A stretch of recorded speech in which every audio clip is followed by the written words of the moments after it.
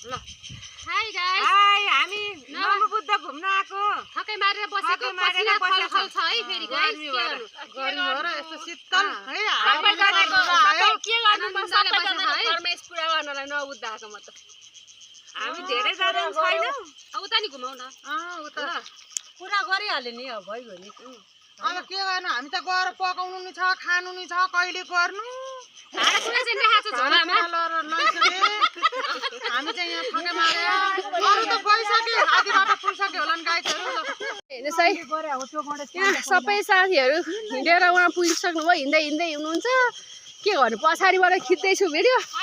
आफू अगाडि हिँड्न सक्दैन ल अनि वन जङ्गल कति छ नि त ल हेर्नु ल हेर्नु है ल ल ल ल अनि यहाँ हाम्रो दिदी पनि सन्देशिर आउट नामा बुड्ढा ओके है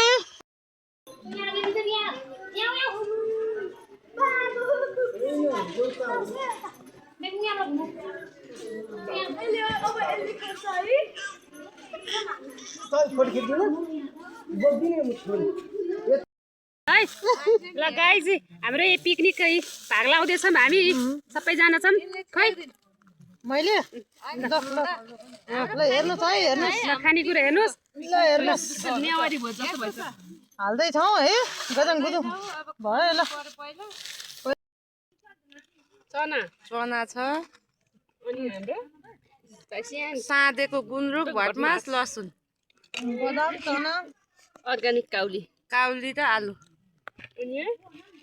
बदाम चना चना यहाँ छ दाल यो टिफिन भित्र के छ चना चनाको तरकारी यहाँ छ बदाम अझ चटपटेको सामान त निकालेको छ झोला भित्र छ अहिले चटपटे अहिले पछि यहाँ छ भुजिया अहिले चटपटे खानु ल अन्त दिदीको रोटी झोलमा गर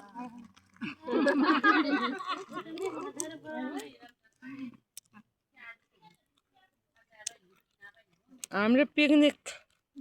साह्रै मिठो छ खानेकुरा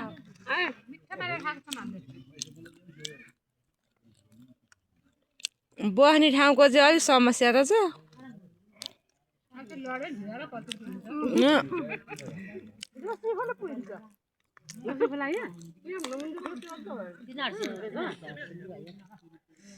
लड्यो भने त कहाँ पुगिन्छ कहाँ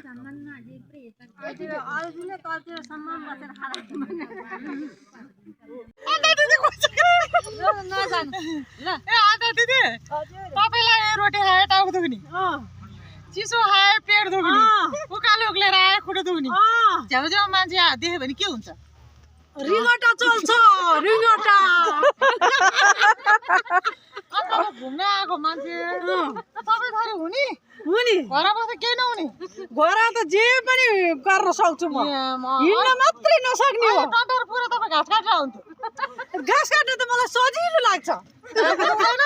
दुख्दैन दुख्दैन